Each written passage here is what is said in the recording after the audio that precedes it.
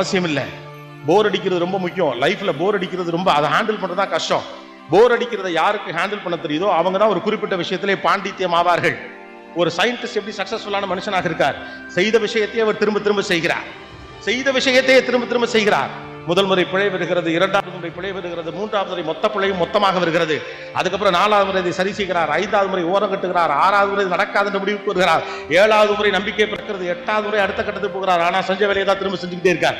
இப்ப எல்லாருக்கும் புதுசு புதுசா ஏதாவது பண்ணிக்கிட்டே இருக்கு. எல்லாமே புது புது மாடல்ல வேணும். கிரிக்கெட்டே பழைய கிரிக்கெட்லாம் கிடையாது. இப்ப 360 டிகிரி குப்பரை பூந்து அடிக்கிறாங்க, காலுக்குள்ள விட்டு அடிக்கிறானோ.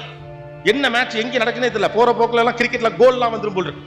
திடீர்னு அம்பையர்கள்லாம் கேட்ச் பிடிச்சானா அதுக்கு ஒரு விக்கெட், அப்படி ஏதாவது புதுசு புதுசா வாழ்க்கையில் நடந்துகிட்டே இருக்கணும். Don't expect surprises every other day. வாழ்க்கை ரொம்ப சாதாரணமானது. அது எப்போதும் கௌதம் மேனன் படத்தில் வருகிற மாண்டேஜ் காட்சிகளை போல எப்போதும் விருந்து கொண்டே இருக்கார். வருஷம் கல்யாணத்தன்னைக்கு, இப்ப கல்யாண நாள் அன்னைக்கு வீட்டுக்காரு வெளியில கூட்டிட்டு போவாப்ல.